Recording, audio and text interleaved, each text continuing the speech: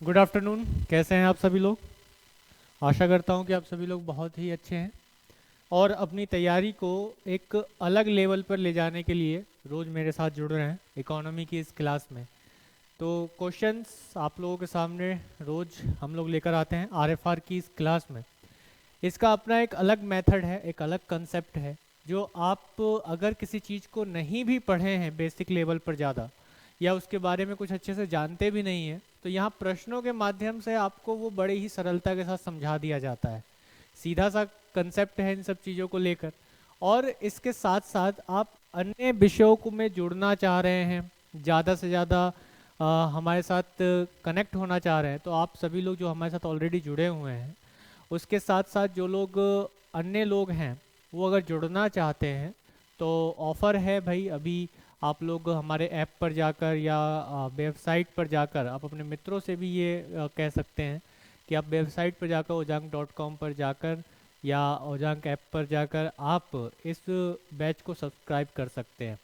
इस क्लास के माध्यम से आपने बहुत सारा चीज़ों को सीखा भी, जाना भी। इसके साथ साथ कॉन्सेप्टर बैच हमारा चलता ही है। तो जो कॉन्सेप्टर बैच हमारा चलता है उस पर आज के लिए कुछ स्पेशल ऑफर है आप सभी के लिए। लगभग 50% का डिस्काउंट अभी चल रहा है, फ्लैट डिस्काउंट, जिसमें मेंस पूरा कवर करवाया जाता है। तो आशा करता हूँ कि आप सभी लोग जो लोग इस बैच से भी नहीं जुड़े हैं वो जुड़ेंगे और आगे इस सूचना को पहुंचाएंगे उन लोगों तक जो भटक रहे हैं महंगी फीसें देने के बाद, महंगी फीस देने के बाद भी, लाख 2 लाख रुपए देने के बाद भी उन्हें वो क्वालिटी नहीं मिल पा रही है जिसकी वो तलाश कर रहे हैं, जो उनके उनके लक्ष्य तक पहुंचाएगा। ठीक है, क्लियर है? तो बिल्कुल करंट अफेयर्स वगैरह की क्लासेस भी स्टार्ट होंगी। हम पहले इकोनॉमी के जो सेगमेंट है, जो एक क्वेश्चंस का आप लोगों का एक टारगेट दिया हुआ है, लगभग कुछ क्वेश्चंस आप लोगों को कवर कराने हैं, उतने जो नंबर्स ऑफ क्वेश्चंस हैं वो कवर करवा दिया जाएगा। फिर करंट अफेयर्स पर भी हम लोग चर्चा करेंगे। तो चलिए शुरुआत करते हैं। जैसा कि हम लोग शुरू करते हैं, और जो शुरू करते हैं तो उसमें हम लोग देखते हैं कि RFR का जो कंसेप्ट है, इसमें हम सभी ने पहले भी देखा है कि हम क्या बनाएंगे। सबसे पहले अपनी जो नोटबुक आपके पास एक होनी चाहिए और उस नोटबुक में R1 एंड R2 दो कॉलम बना लो एक एक पेज पर। सभी को मालूम है ये, ठीक है? जो लोग आज पहली बार देख रहे हैं उनको मैं बता रहा हूँ कि अपनी एक नोटबुक रखना है, पेन रखना है साथ में। जो इकोनॉमी के कंसेप्ट के क्वेश्चंस आप लोग करेंगे, ठीक है, जो कॉन्सेप्ट आप करेंगे वो बहुत अच्छे से देख पाएंगे। ठीक है,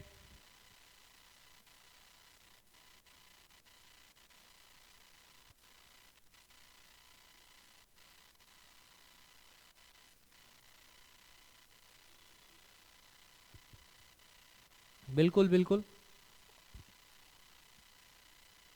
जीएस फाउंडेशन बैच में कौन ही क्लास हो रहा है क्या? विकास, रिकॉर्डेड क्लासेस आपको वहाँ पे मिल जाएंगी। अभी ही मैंने कुछ समय पूर्व ही जीएस फाउंडेशन बैच में इकोनॉमी की क्लास को कंप्लीट किया है। ठीक है, आप वो बैच भी लेते हैं तो वहाँ पर आपको क्लासेस प्रोवाइड हो जाएंगी। इसके अलावा कंसेप्टर बैच में आप लेना चाह रहे हैं तो कंसेप्टर बैच को आप ज्वाइन कर लीजिए। उसमें फिर क्लासेस मेरी होंगी, जो अगर लाइव आप मेरे साथ जुड़ना चाह रहे हैं तो। ठीक है, तो पहले हम लोग R1 करने वाले हैं भाई। ठीक है, पहले हम R1 करेंगे, यानी कि हम जो है अपने कंसेप्ट को, अपने दिमाग को जांचेंगे कि क्या हमारा कंसेप्ट क्लियर है इतना कि हम अच्छे नंबर्स ला सकें। ठीक है, 10/10 आते हैं या फिर 2/10 आ जाते हैं, है ना? फिर उसके बाद मैं आपको कंसेप्ट पूरा क्लियर करूंगा कि जो जो क्वेश्चंस मैंने आपको दिखाए यहाँ पर या बताए, वो क्वेश्चंस कौन कौन से कंसेप्ट से आए थे, वो कंसेप्ट क्लियर करूंगा। फिर देन उसके बाद आप बहुत अच्छे से, नहीं ज्योति, आज भी मेरे पास टाइम बहुत लिमिटेड है, क्षमा चाहता हूँ मैं। ठीक है, R2 को जो है करना है उसके बाद। ठीक है, हम एंजॉय करेंगे, इसी में बहुत कुछ चीज़ें सिखाएंगे हम आपको। चलिए, तो पहला क्वेश्चन ले लेते हैं, जल्दी से क्वेश्चन देखिए, आंसर दीजिए। What are capital expenditure? What are capital expenditure? पूंजीगत व्यय क्या है? Daily government expenses expenditure that create assets, social development expenses, loan provided to the government. तो तुरंत तेजी के साथ अपना R1 वाली लिस्ट में इसका आंसर डाल लो। ठीक है, तुरंत तेजी के साथ R1 जहां लिखा है तो क्वेश्चन नंबर 1, जो भी आपका ABCD में से जो भी ऑप्शन आपको अच्छा लगता हो उसे आप डालिए। ठीक है, फिर आपको मैं आंसर भी बताऊंगा बाद में। क्लास का अंत होते होते आप चेक कर पाएंगे, अपने अंदर एक इम्प्रूवमेंट देखेंगे, कॉन्फिडेंस देखेंगे कि कैसे आप इन क्लासेस के बाद ऐसे ऐसे क्वेश्चंस को सॉल्व कर पाते हैं जिनको आपने कभी सुना भी नहीं था, या जो अगर वो क्वेश्चन के रूप में आ जाते हैं तो आप उसे छोड़ देते हैं। ठीक है, ये सारे कंसेप्ट क्लियर हो जाएंगे। तो पहला क्वेश्चन ये आपके सामने रहा, तेजी के साथ चलते हैं सेकंड क्वेश्चन पर। Which of the following is an example of infrastructure development as a capital expenditure? निम्नलिखित में से कौन सा पूंजीगत व्यय के रूप में बुनियादी ढांचे के विकास का एक उदाहरण है? Payment of salaries to government employees, construction of power plant, purchase of office supplies, payment of interest on government loan. तो ये आपके सामने है। ठीक है, तेजी के साथ आंसर आना चाहिए सभी का। R1 में अपना कंपाइलेशन अच्छे से कीजिए, घबराना नहीं है आंसर देने से, डरना नहीं है बिल्कुल भी। ठीक है, जो भी आंसर आ रहा है तो गलतियां करो, क्योंकि गलतियां ही हमें सिखाती हैं। और जब आप यहाँ आए हो तो सबसे पहले गलती करना सीखो। जब तक आप गलती नहीं करोगे तो मैं सुधारूंगा कैसे? अल्टीमेटली अंततः हमें क्या देखना है? अंततः हमें यही देखना है कि गलतियां हमारी कहाँ हैं, उन गलतियों को हम सुधार। क्योंकि यहाँ हमने गलती कर दी तो हम सीख जाएंगे, लेकिन जब यही गलती हम एग्जामिनेशन हॉल में करते हैं तो हमें नेगेटिव मार्किंग मिलती है। ठीक है, तो वहाँ नहीं करनी है गलती। Next, social infrastructure development includes the construction of, सामाजिक बुनियादी ढांचे के विकास में निम्नलिखित में से किसका निर्माण शामिल है? Shopping malls, school and colleges, restaurant and cafe, movies and theatre. फटाक से आंसर तेजी के साथ सभी का आना चाहिए। ठीक है, R1 हो जाए तेजी के साथ। शाबाश, तेजी के साथ सभी के आंसर आने चाहिए। और स्क्रीन पर बहुत अच्छा परफॉर्मेंस दिख रहा है सभी का। और मैं चाहूँगा कि जो लोग नहीं भी आंसर दे रहे हैं तो वो आंसर दें। जब तक आप आंसर देंगे नहीं तब तक काम बनेगा नहीं।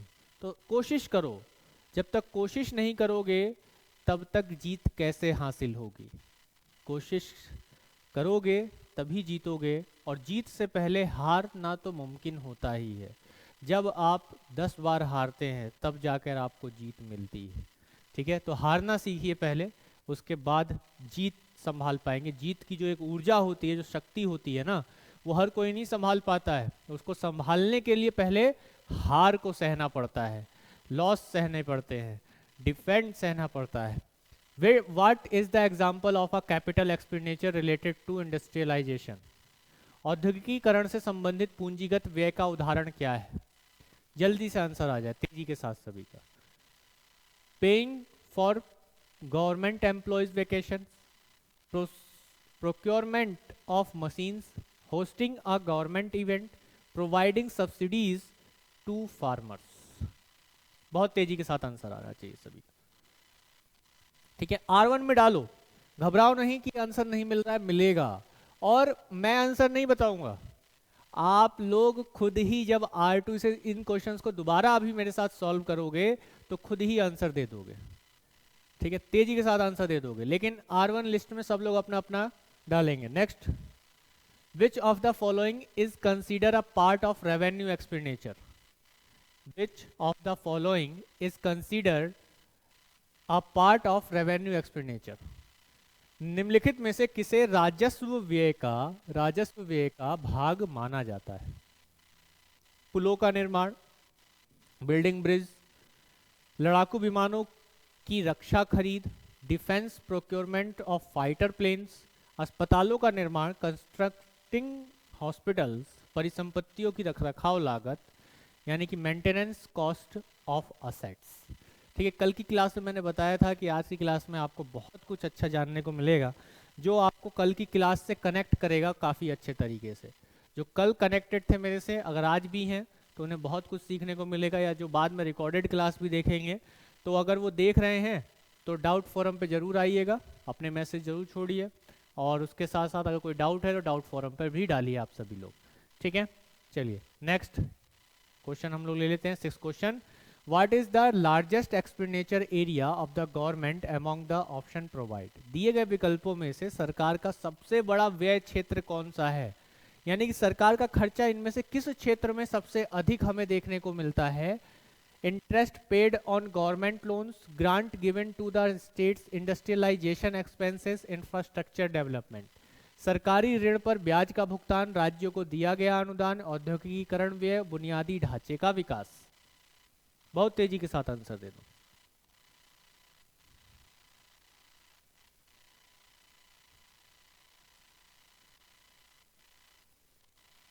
बहुत अच्छे, आगे बढ़ते हैं। 7th question, which expenditure ranks as the second highest among the government's expenses. सरकार के खर्चों में कौन सा व्यय दूसरे स्थान पर है? Defence, procurement, social infrastructure development, interest paid on government loan, industrialisation expenses. काफी अच्छा क्वेश्चन है। और अगर आपने इन कंसेप्ट को समझ लिया है तो ये मानिए कि आपको बजट बहुत अच्छे से समझ में आ जाएगा।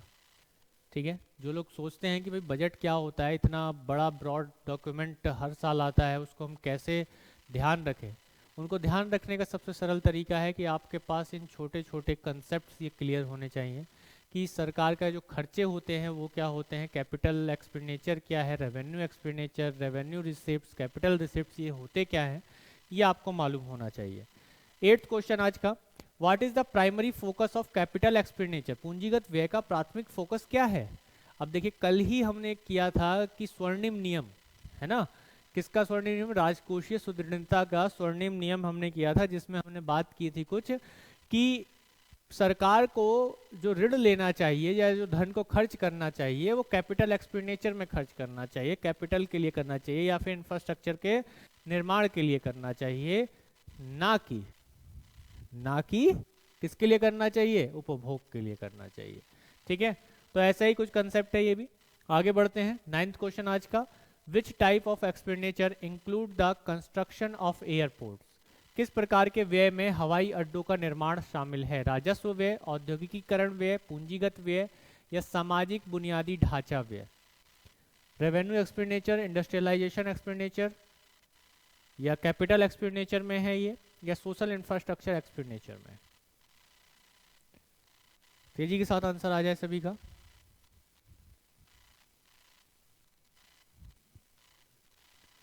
Next and last question today's,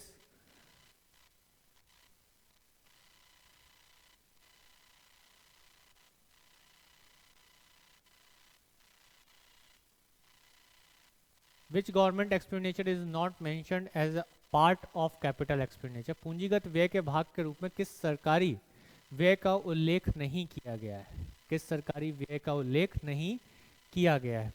तो जल्दी से आंसर आप लोग अपने अपने डालिए इसमें। ठीक है, जिन लोगों ने भी आंसर अपने दे दिए हैं अच्छी बात है, बस धैर्य रखेंगे। अब हम बात करेंगे थोड़ा सा इन सभी मुद्दों पर कि ये क्या क्या टर्म्स हैं इसमें जो हमने बात की अभी तक, है ना। कि कल भी हमने इसी मुद्दे इन्हीं चीज़ों पर लेकर बात की थी, लेकिन वो घाटा था, डेफिसिट था इन सब को लेकर। लेकिन उससे पहले कि अब इसमें क्या महत्वपूर्ण चीज़ है उस पर अब हम लोग बात कर लेते हैं एक एक करके। ठीक है, क्लियर है। और जो लोग यूट्यूब पर देख रहे हैं उनसे अनुरोध है कि वो ज़्यादा से ज़्यादा शेयर करें अपने दोस्तों के बीच में, इस सेशन को मैक्सिमाइज शेयर करें। और अगर चीज़ें समझ में आए क्लास के अंत तक तो आप सभी लोग लाइक जरूर करना और कमेंट में जरूर कुछ सुझाव को लिखना। चलिए, तो अब बात करते हैं। ठीक है, अब बात करते हैं इन कंसेप्ट्स की। देखिए क्या है कि एक रिसिप्ट्स होते हैं एंड एक्सपेंडिचर होते हैं। नोट डाउन अब करते जाइए। अब नोट डाउन मतलब अब नोट्स बनाना शुरू कर दीजिए। क्लियर है, अब जो है नोट्स बनाना शुरू कर दीजिए तुरंत। क्लियर है, नहीं पूजा? अब ये नोट्स बनाना शुरू कर दीजिए तुरंत। रिसिप्ट्स यानी कि प्राप्तियां, हिंदी में कहा जाता है प्राप्तियां। एक्सपेंडिचर यानी कि व्यय, खर्चे। ये जो होते हैं ये दो प्रकार के होते हैं। ठीक है, ये दो प्रकार में, दो रूपों में वर्गीकृत किया जाता है इनको। जैसे एक, अगर आप देखेंगे इसमें कि जो सरकार की जो प्राप्तियां होती हैं वो दो रूपों में वर्गीकृत की जाती है। प्राप्तियां, रिसिप्ट। एक को कहा जाता है रेवेन्यू रिसिप्ट्स, रेवेन्यू प्राप्तियां, यानी कि राजस्व व्यय, राजस्व प्राप्तियां।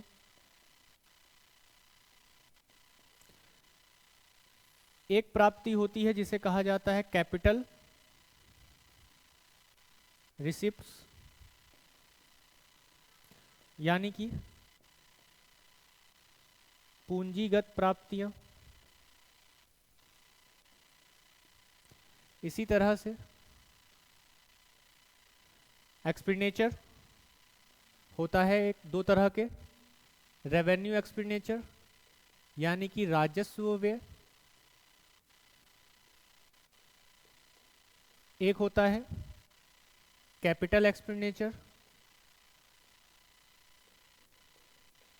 यानी कि पूंजीगत व्यय। ठीक है, ये हमें देखने के लिए मिलते हैं। तो रिसिप्ट्स एंड एक्सपेंडिचर ये दो सरकार के होते हैं, सरकार की कुछ प्राप्तियां होती हैं, सरकार के कुछ व्यय होते हैं। तो सरकार की प्राप्तियों को दो भागों में बांटा गया है, राजस्व प्राप्ति और पूंजीगत प्राप्ति या पूंजी प्राप्ति भी कह सकते हैं, revenue receipts and capital receipts. Expenditure को हम रेवेन्यू एक्सपेंडिचर और कैपिटल एक्सपेंडिचर में बांटते हैं, यानी कि खर्चे जो होते हैं राजस्व खर्चे और पूंजीगत खर्चे। क्लियर? अब इसमें हम एक एक करके बात करें कि तो राजस्व प्राप्तियां क्या है। अगर हम इस पर बात कर लें थोड़ी सी, राजस्व प्राप्तियां क्या होती हैं।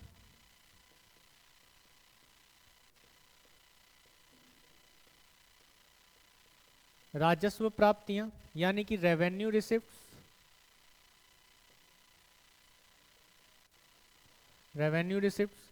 जब हम रेवेन्यू रिसिप्ट्स की बात करते हैं तो ये होती क्या है, देखो सरकार की हर वो प्राप्ति जो सरकार के ऊपर किसी भी तरह का कोई बर्डन ना डाले। ठीक है, इस चीज को ध्यान रखना है। यानी कि गवर्नमेंट की ऐसी प्राप्तियां, यानी गवर्नमेंट की ऐसी इनकम, आप कह दीजिए सरकार की ऐसी इनकम, किसकी, सरकार की ऐसी इनकम जिससे गवर्नमेंट के ऊपर, सरकार के ऊपर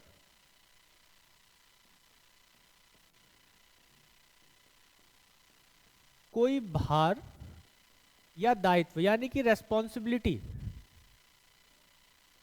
का जन्म ना हो, क्लियर है, कोई रेस्पॉन्सिबिलिटी का जन्म ना हो, और ना ही सरकार की किसी तरह के प्रॉपर्टी में कमी।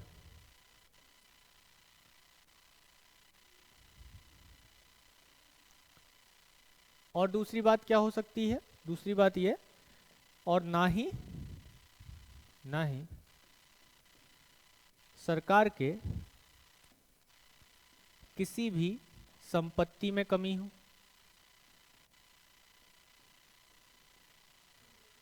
संपत्ति में कमी हो। क्लियर? तो सरकार के ऊपर कोई भी भार या दायित्व का जन्म ना हो और ना ही सरकार के किसी संपत्ति में कोई कमी। क्लियर है यहाँ? तो इसको हमने रेवेन्यू रिसिप्ट्स बोल दिया।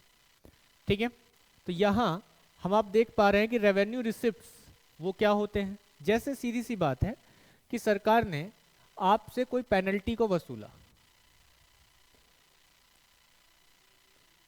या आपसे कहा जाए कि कोई जुर्माना की वसूली की गई। ठीक है, जुर्माने की वसूली की गई किसी तरह से। तो सरकार ने जब आपसे किसी जुर्माने की वसूली की तो यहाँ पर ये क्या होगा कि सरकार के लिए ऐसी प्राप्ति होगी कि उसके बदले में सरकार को आपको कुछ भी देना नहीं है। क्लियर है? तो सरकार की इनकम हुई, यहाँ पर सरकार की इनकम हुई। मान लिया कि आपसे 100 रुपए का जुर्माना लिया गया, तो सरकार क्या उसके बदले में आपको कुछ देगी, किसी प्रकार की सर्विस देगी या किसी प्रकार की वस्तु देगी? नहीं देगी। अब इसके साथ नहीं दिया तो यहाँ पे क्या हुआ कि सरकार के ऊपर किसी प्रकार के भार का दायित्व या लायबिलिटी जो है उसका जन्म नहीं हुआ। उसी तरह से आप देखेंगे कि ना ही सरकार के किसी संपत्ति का में कमी हुई। ना ही कमी हुई का मतलब क्या हुआ कि यहाँ पर सरकार की किसी तरह की संपत्ति में कमी नहीं हुई, यानी कि सरकार ने ना तो ये 100 रुपए लेकर आपको कोई अपनी प्रॉपर्टी हैंड ओवर की, क्लियर है, या आपको कोई वस्तु दी, तो इस तरह की सरकारी किसी तरीके की प्रॉपर्टी में, संपत्ति में कोई कमी नहीं हुई। यानी कुल मिलाकर सरकार को मिलने वाला कोई कर भी है या टैक्स भी है तो वो भी इसी के अंतर्गत आएगा। तो सीधी सी बात है कि इसके अंतर्गत अगर हम बोल दें यहाँ पर कि रेवेन्यू रिसिप्ट में क्या क्या चीजें शामिल हो सकती हैं, ठीक है, क्या क्या चीजें शामिल हो सकती हैं, जैसे क्लियर, जैसे कर से होने वाली प्राप्तियां, कर से होने वाली प्राप्तियां, क्लियर, कर से होने वाली प्राप्तियां, सीधी सी बात है। अब यहाँ पर जो टैक्स है वो दोनों ही हो सकते हैं, डायरेक्ट टैक्स भी हो सकता है और इनडायरेक्ट टैक्स भी हो सकता है, क्लियर, डायरेक्ट टैक्स भी हो सकता है, इनडायरेक्ट। तो सरकार जो आपसे कर लेती है, टैक्स लेती है, जिस भी व्यक्ति से कर लिया गया है या टैक्स की वसूली की गई है, सरकार उस व्यक्ति को तो कुछ लाभ नहीं देती है, उस कर का उपयोग सरकार अन्य कार्यों में करती है। तो यहाँ पे किसी प्रकार के दायित्व का जन्म नहीं हुआ, दायित्व का जन्म नहीं हुआ और ना ही सरकार की किसी तरह की संपत्ति का में कमी हुई। इसी तरह से आप एक और लिख सकते हैं कि सरकार द्वारा वसूला गया, सरकार द्वारा वसूला गया जुर्माना, ठीक है, सरकार द्वारा वसूला गया जुर्माना। तो जो जुर्माना है यानी कि पेनल्टी किसी भी प्रकार का या दंड विधान वो वसूला गया। अब जब वसूला गया तो उसके बदले में भी सरकार को कोई हानि नहीं होगी, उसको केवल प्राप्ति होगी। इसी तरह से आप लिख सकते हैं कि जो सार्वजनिक कंपनियां हैं, कौन सी सार्वजनिक कंपनी, सरकार की सार्वजनिक कंपनी यानी कि जो पब्लिक सेक्टर यूनिट्स हैं, सरकार की जो कंपनियां हैं, उससे सरकार को कुछ डिविडेंड मिलता है, कुछ लाभ मिलता है, लाभांश हिंदी में कहा जाता है, कि जो सरकार को जो लाभांश मिला, जो लाभ मिला, वो भी सरकार की क्या है, रेवेन्यू रिसिप्ट से है, ध्यान रखना है, क्लियर है। इसी तरह से एक और पॉइंट ध्यान रख सकते हैं कि सरकार को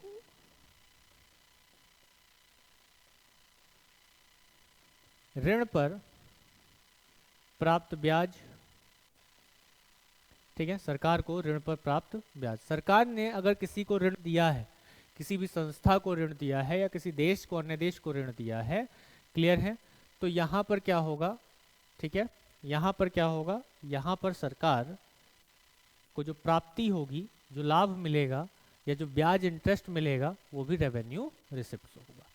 क्लियर है बात यहाँ तक। तो ये था रेवेन्यू रिसिप्ट। इसी तरह से एक कंसेप्ट पर और हम लोग आते हैं, जैसे कि पूंजी प्राप्तियां, है ना, कैपिटल रिसिप्ट।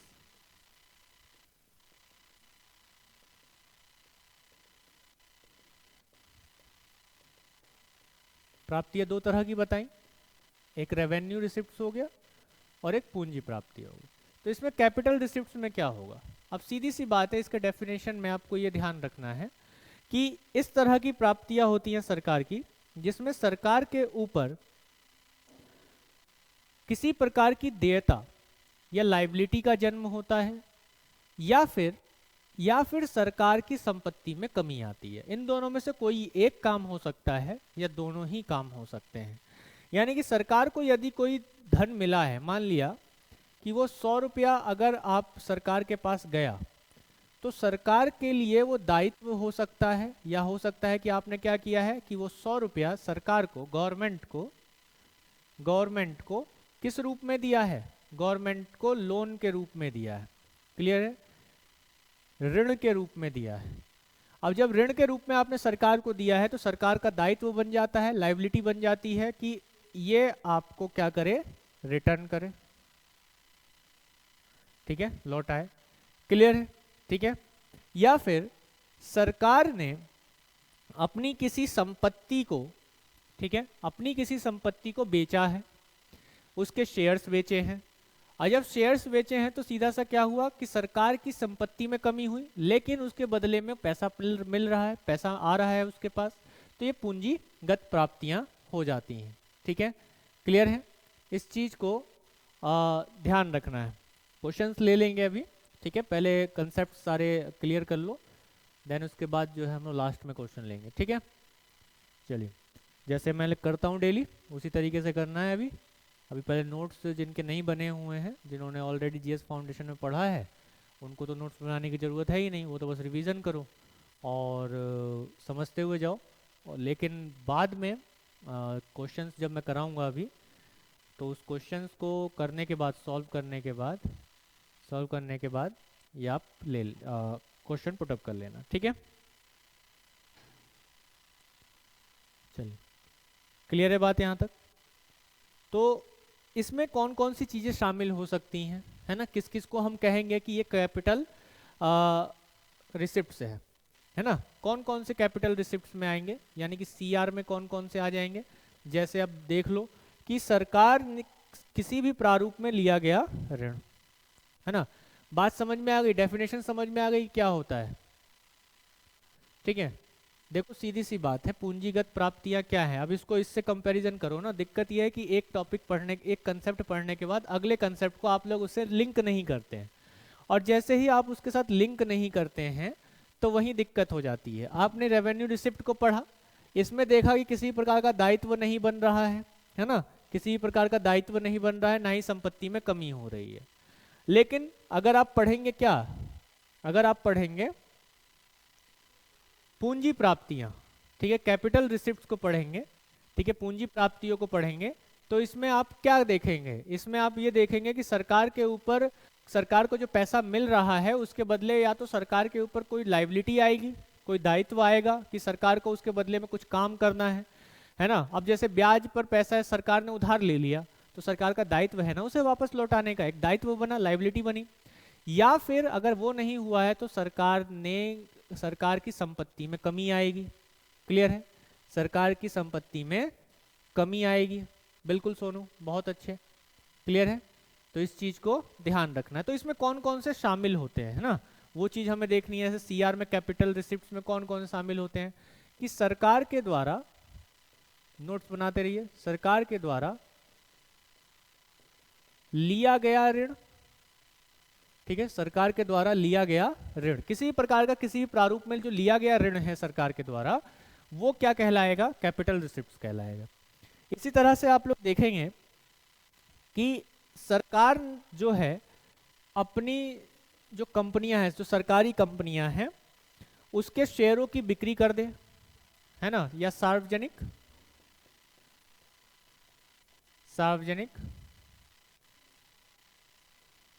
कंपनीज, सार्वजनिक कंपनी के शेयरों में, शेयरों की बिक्री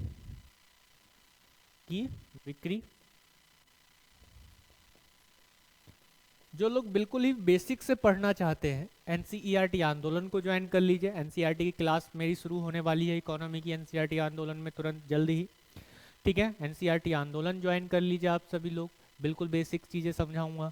और अगर एडवांस लेवल पर पढ़ना चाहते हैं तो जीएस फाउंडेशन पढ़िए में जाइए, या फिर अगर आप लाइव जुड़ना चाहते हैं तो कंसेप्टर बैच को ज्वाइन कर लीजिए। जो लोग पहली बार हमसे जुड़ रहे हैं उनसे मैं ये बात कह रहा हूँ, जो बच्चों ने पढ़ लिया है वो समझ गए हैं, वो जानते हैं कि हमें चीज़ें कितनी अच्छी और टारगेटिंग पॉइंट वाली चीज़ें मिल रही हैं। जो हमसे एग्जाम में पूछा जाता है वही चीज़ हमें पढ़नी है, ना कि पूरी राम कथा को गा देना है, ठीक है। और यही आरएफआर के इस मेथड का एक कोर बिंदु है कि अभी अगर ये ऑफर में चल रहा है ये सब्सक्रिप्शन, तो आप अपने मित्रों को भी सजेस्ट कीजिए कि वो लें, ताकि वो बहुत सारी चीज़ों को सीख सकें। एटलीस्ट इकोनॉमी जैसा सब्जेक्ट जिससे सभी लोग घबराते हैं, परेशान होते हैं, वो तक उनको बहुत अच्छे से मिलने वाला है। तो सार्वजनिक कंपनियों के शेयरों की बिक्री, है ना, जो सेल्स है ना, सेल करके सरकार को जो लाभ मिलेगा या जो पूंजी प्राप्त होगी, पैसा आएगा, वो क्या है, कैपिटल रिसिप्ट। अभी देखो यहाँ पर जब सरकार अपने कंपनी के शेयरों को बेच देगी, है ना, सरकारी कंपनियों के शेयरों को बेच देगी, तो अब यहाँ पर क्या होगा, सरकार के पास पैसा तो आया लेकिन सरकार की हिस्सेदारी कम हुई, संपत्ति में कमी आई, ठीक है, बात क्लियर हो गई यहाँ पर। इसी तरीके से सरकार जो है दिए गए ऋण में मूलधन की वापसी करे, या फिर सरकार अपने किसी भूमि या भवन की बिक्री कर दे, बेच दे, सेल कर दे। ठीक है, तो इससे क्या होगा, सरकार के पास पैसा तो आएगा लेकिन संपत्ति में कमी हो जाएगी। क्लियर हो गई बात यहाँ पर, या फिर किसी तरीके की लाइबिलिटी में कमी हो जाएगी। बिल्कुल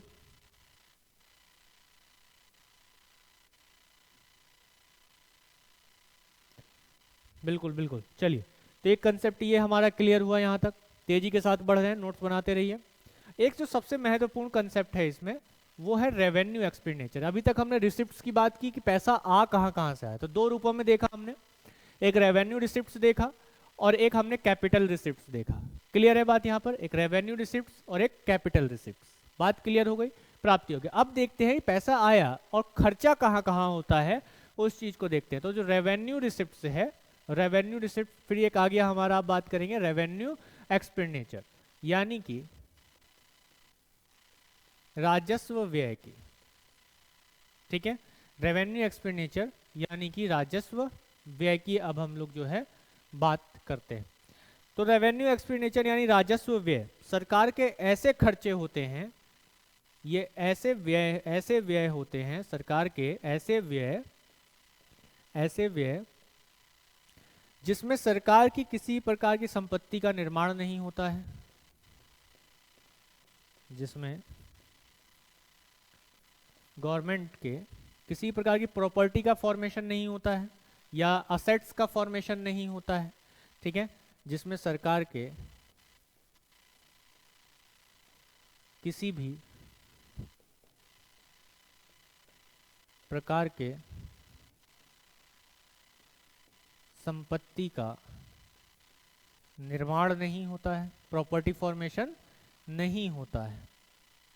तो फिर ऐसे खर्चे को किस उद्देश्य से खर्च किया जाए, तो ऐसे पैसा किस उद्देश्य से खर्च होता है।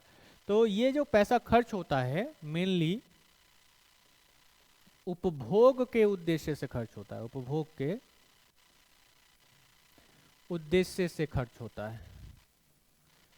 बात समझिए, उपभोग के उद्देश्य से खर्च होता है यहाँ पे पैसा, यानी कि कंजप्शन के लिए। कल ही मैंने बताया था, एक उदाहरण आपको दिया था कल, जो अगर आपने क्लास की थी मेरी, अगर की होगी RFR की ये क्लास, ठीक है, तो मैंने एक आपको बहुत अच्छा उदाहरण दिया था यहाँ पर कि चिंटू भैया ने एक लोन लिया, एक उदाहरण लिया, चिंटू भैया ने लाला जी से पैसा लिया है ना, उधार पर लिया गाँव के लाला जी से, और उसे उन्होंने पार्टी में खर्च कर दिया, तो वो उपभोग हो गया। अगर निवेश होता तो वो इन्वेस्टमेंट करते, है ना, बात अब समझ में आ गई होगी।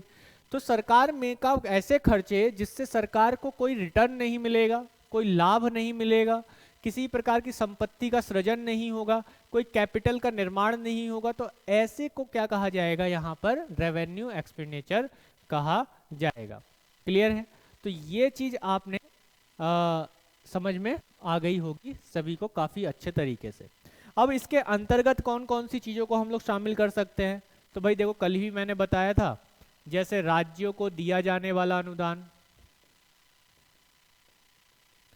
है ना, राज्यों को अनुदान जो केंद्र सरकार देती है, तो वो उसका घाटा होता है एक बड़े पैमाने पर। ठीक है, बड़े पैमाने पर उसका घाटा होता है सरकार का, कि राज्यों को अनुदान दे दिया, राज्य उसे लौटाए या ना लौटाए, ये उसके ऊपर निर्भर करता है। हालांकि अनुदान कभी लौटाया नहीं जाता। इसी तरह से लिए गए ऋण पर सरकार भी ऋण लेती है ना, लोन लिया, लिए गए ऋण पर ब्याज का भुगतान किया गया, ब्याज का भुगतान। ठीक है, तो सरकार जो ब्याज का भुगतान करती है ना, सरकार भी तो लोन लेती है, ऋण लेती है, सरकार के ऊपर कर्जा है, सरकार उसके बदले में क्या करती है, ब्याज का भुगतान करती है या नहीं, है ना, ब्याज देगी, इंटरेस्ट देगी। तो वो जो इंटरेस्ट है या जो ब्याज का भुगतान है, वो भी तो हमारा खर्चा है, एक एक्स्ट्रा खर्चा है। अनुदान मीन्स ग्रांट, राज्य सरकारों को किसी काम के लिए अगर केंद्र सरकार पैसा दे रही है तो एक तरीके से ग्रांट है, जिस पे वो कोई भी वापसी नहीं लेती है। ठीक है, इसी तरह से आप लोग देखेंगे तो डिफेंस एक्सपेंडिचर भी इसी में ही आता है।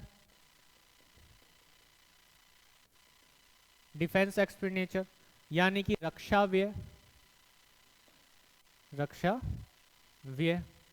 ठीक है, इसके साथ ही कल्याणकारी योजनाएं भी आप इसके अंतर्गत लिख सकते हैं, कल्याणकारी योजनाएं, जल्दी जल्दी नोट्स बनाएंगे, यानी कि वेलफेयर स्कीम को आप इसके अंतर्गत लिख सकते हैं। ठीक है, ये भी सरकार का बहुत बड़ा खर्चा है। इसी के अलावा सरकार जो सब्सिडी देती है यानी जो परिदान देती है, ये भी सरकार का ऐसा खर्चा है, बहुत बड़ा खर्चा है।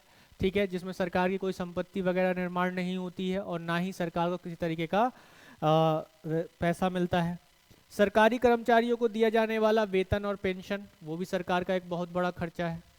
ठीक है, जिसमें सरकार की कोई संपत्ति का निर्माण नहीं होता है, ये भी लिख सकते हैं। पेंशन और वेतन, सैलरी एंड पेंशन भी लिख सकते हैं। क्लियर है यहाँ तक? ठीक है, इसके अलावा आप देखेंगे कि जो भी हमने निर्मित वस्तुएं रखी हुई हैं या जो हमारी जो संपत्ति है ना,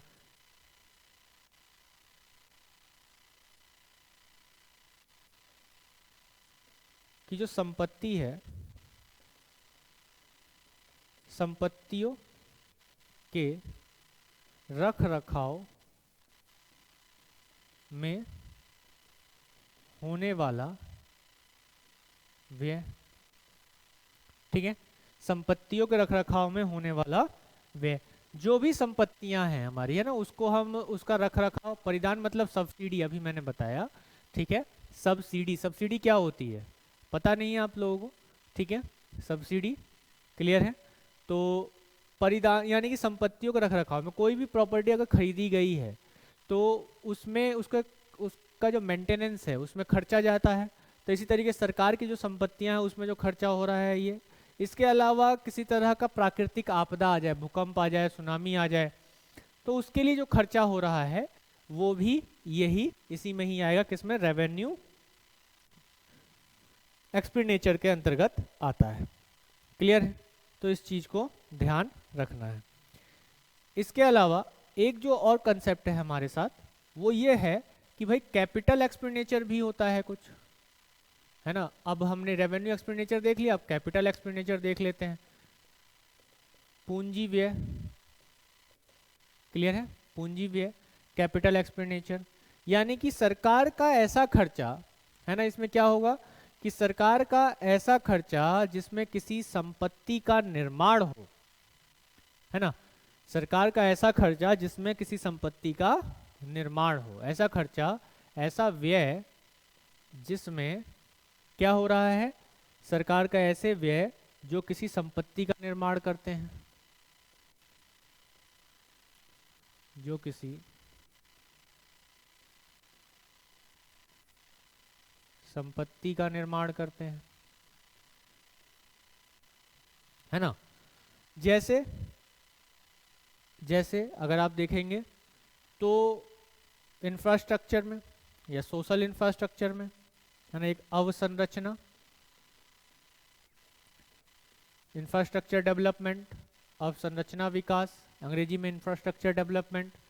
जैसे कि भाई कोई बांध बन गया, है ना, पुल बन गया यानी कि ब्रिज, क्लियर है, बांध है, डैम बन गया, पावर प्लांट बन गया, एयरपोर्ट, बंदरगाह, है ना, ये सब क्या है, ये सब इंफ्रास्ट्रक्चर डेवलपमेंट है। इसमें अगर पैसा खर्चा किया जा रहा है तो वो किस लिए किया जा रहा है कि उससे जो है एक संपत्ति का निर्माण हुआ। तो सरकार की सड़कें बनाती है, एयरपोर्ट बनाती है, फ्लाईओवर, ब्रिज ये सब बना रही है या बांध बना रही है, तो इससे सरकार की संपत्ति का निर्माण हो रहा है।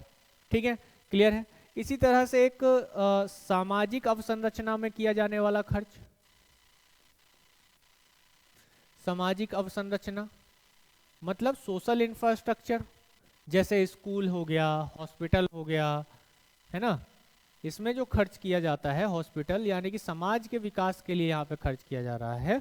स्कूल, हॉस्पिटल, कॉलेज ये सब बनाए जा रहे हैं, तो इसको हमने क्या बोल दिया, ये हमारा आ गया किसमें, क्लियर है? हाँ बिल्कुल, इसमें हमने क्या, ये क्या है, किस लिए खर्चा किया गया, संपत्ति के निर्माण के लिए खर्चा किया गया।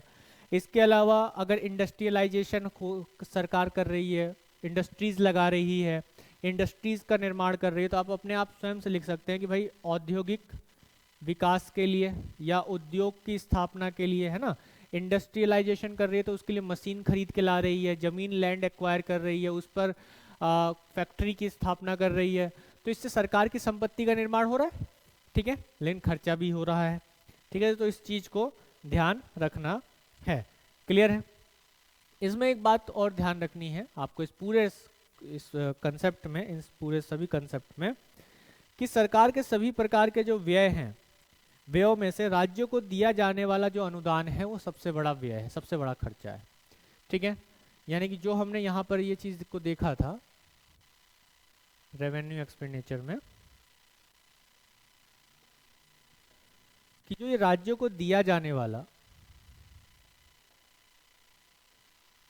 जो राज्यों को जो ग्रांट दिया जाता है किसी काम को करने के लिए, अनुदान जो दिया जा रहा है, ये भारत सरकार का सबसे बड़ा व्यय है, सबसे बड़ा खर्चा है ये भारत सरकार का। हॉस्पिटल, ज्योति हॉस्पिटल हो गया, स्कूल के बाद मैंने हॉस्पिटल लिखा हुआ, ठीक है, क्लियर है। तो ये सबसे बड़ा खर्चा है। अगर दूसरे खर्चे की बात करेंगे तो दूसरा सबसे बड़ा खर्चा जो सरकार ने लोन लिए हुए हैं उस पर जो ब्याज का भुगतान करती है, तो ये दूसरा सबसे बड़ा खर्चा है भारत सरकार का, सबसे बड़ा व्यय है। क्लियर हो गई बात यहाँ तक? ठीक है, क्लियर है? क्लियर है बात यहाँ तक? तो चलिए शुरुआत करते हैं R2 की। सभी लोग R2 पर आ जाएंगे, ठीक है। सभी लोग अपने लिस्ट को खोलेंगे, जो लिस्ट R1 और R2 की आप लोगों ने बनाई है उस लिस्ट को खोलेंगे, R1 में जाएंगे, R1 की लिस्ट आपके सामने होगी। और अब क्वेश्चन नंबर 1 आपके सामने आ गया है, जल्दी से आंसर लगाओ फटाफट कि पूंजीगत व्यय क्या होता है, कैपिटल एक्सपेंडिचर क्या होता है। जल्दी जल्दी आंसर आना चाहिए सभी को, सभी का आंसर आना चाहिए, R2 क्लियर हो जानी चाहिए सभी को।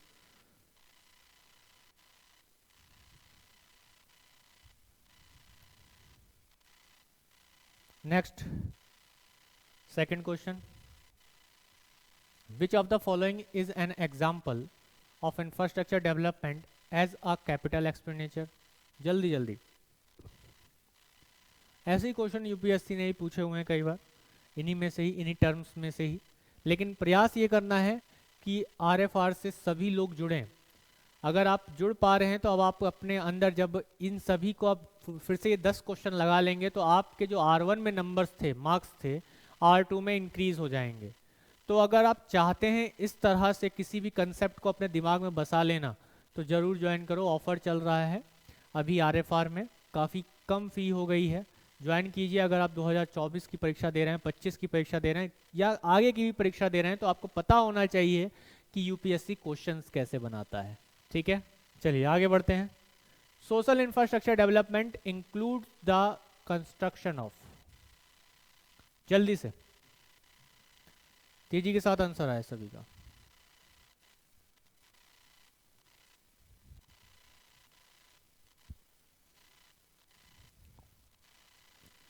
Next question, fourth, what is an example of a capital expenditure related to industrialisation. औद्योगिकीकरण से संबंधित पूंजीगत व्यय का उदाहरण क्या है।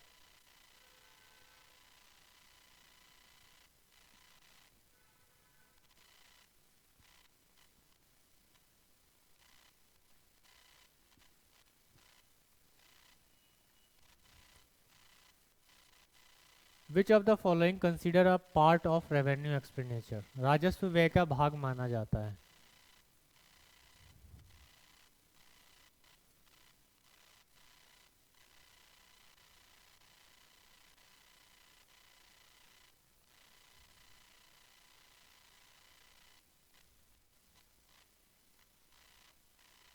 चलिए next, what is the largest expenditure area of the government among the option provide. सबसे बड़ा खर्चा कौन सा है, सभी का आंसर आना चाहिए तेजी के साथ।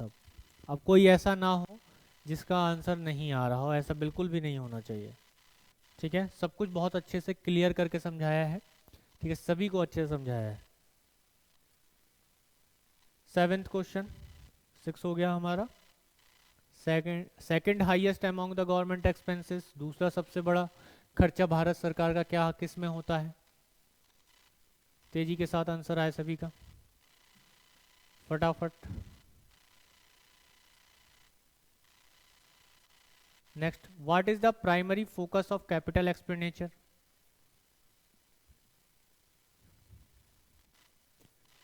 पूंजीगत व्यय का प्राथमिक फोकस क्या है, बताओ। 8th क्वेश्चन, R2 में अपनी लिस्ट बनाते हुए चलना है सभी लोगों को, कितने कितने नंबर आ रहे हैं। ठीक है, अभी हम लोग चेक करेंगे, आंसर मैं आप सभी को दिखाऊंगा, लेकिन बने रहना है अंत तक, फिर अपने आप एक नई ऊर्जा का संचार देखेंगे सभी लोग। 9th question, which type of expenditure include the construction of airport? जल्दी से, किस प्रकार के व्यय में हवाई अड्डों का निर्माण शामिल है?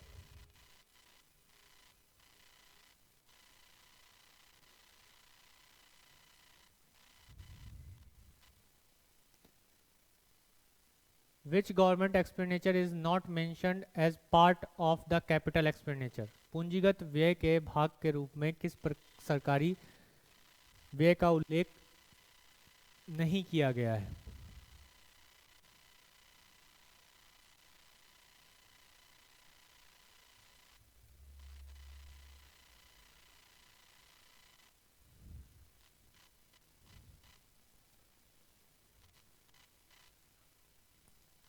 क्लियर है?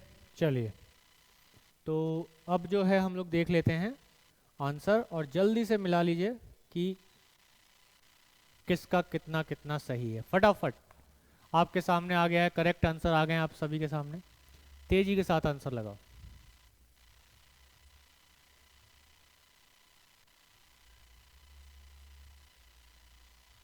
तेजी के साथ काउंट करके बताओ मुझे, जल्दी से बताओ फटाफट कि R1 में कितने थे और R2 में आपने कितने गेन कर लिए। जल्दी से काउंट करो।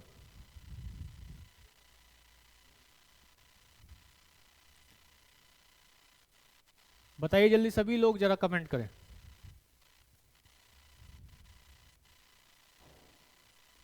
सभी लोग कमेंट करें।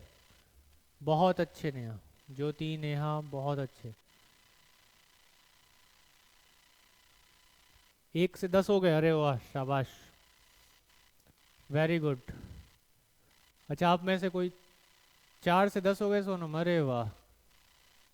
सुमन 6 से 10, बहुत अच्छे। कैसा लग रहा है आप सभी को, कैसा लग रहा है? हाँ, मजा आ गया? बताओ, 3 नंबर से 9 नंबर पर आ गए आप लोग, 6 से 10। अब कभी भूलोगे ये कंसेप्ट, कभी नहीं भूल सकते, इस बात की गारंटी। ये एक यूनिक तरीका है जो केवल और केवल आपको जांग IAS एकेडमी के प्लेटफॉर्म पर ही मिल सकता है। रटने रटाने वाले कंसेप्ट बहुत हैं दुनिया में, लिखवा सकते हैं हम भी, आपसे नोट्स बनवा सकते हैं, लिखवाएं और फिर उसके बाद आप याद करते रहें, वो पुराना टाइम हो गया। अब UPSC उस लेवल का क्वेश्चन भी नहीं पूछता उस तरीके से। ठीक है, 1 से 6 बहुत अच्छे, वेरी गुड। 6 से 9 बहुत अच्छे। तो बस प्रयास करो कि ज़्यादा से ज़्यादा ये RFR का मेथड हर जगह फैले, ताकि हम लोग भी अप्रिशिएट हो सके ऐसे ही बहुत सारे नए तरीके लेकर आने के लिए, ताकि आप चीज़ों को बहुत ही सरल तरीके से समझ सकें, सीख सकें और एग्जामिनेशन हॉल में अपने प्रेशर को हैंडल कर सकें। कि जो आपके ऊपर एक प्रेशर बना रहेगा ना कि 2 घंटे में फटाफट क्वेश्चन हो जाए, तो उसका जो एक प्रेशर है वो ख़त्म हो जाएगा। ठीक है, तो चलिए शुरुआत करते हैं। अगली क्लास में फिर से मिलेंगे आप लोगों से, तब तक अपना ध्यान रखें, खुश रहें, मस्त रहें और पढ़ते रहें। क्लियर है? ठीक है, चलिए तो अगली क्लास में मिलते हैं। डाउट? 8th क्वेश्चन क्या है? पूंजीगत व्यय का प्राथमिक फोकस क्या है? अब देखो क्या बताया है पूंजीगत व्यय का प्राथमिक फोकस, क्या बताया है? पूंजीगत व्यय की परिभाषा क्या बताई है मैंने, कि उसमें जो खर्चे किए जाएंगे किस लिए किए जाएंगे? क्रिएटिंग असेट्स के लिए, संपत्ति निर्माण के लिए ही तो किए जाएंगे मेनली। है ना, यही तो है। इनडायरेक्ट टैक्स मतलब जैसे जीएसटी हो गया, जीएसटी से जो पैसा सरकार के पास आया है ना, वो इनडायरेक्ट टैक्स हो गया। क्लियर है?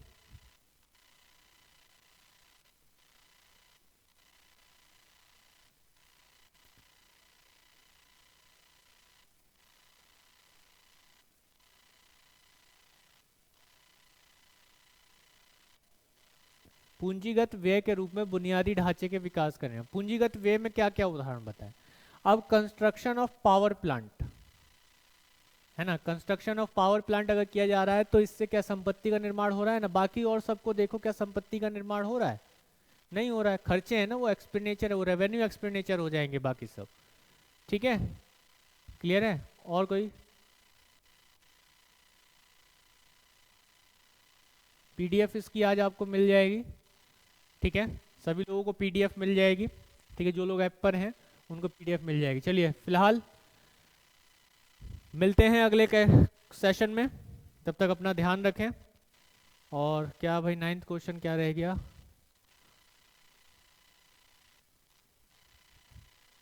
हवाई अड्डे का निर्माण किस में शामिल है? अरे इतना सिंपल तो है, अब बताओ इसमें।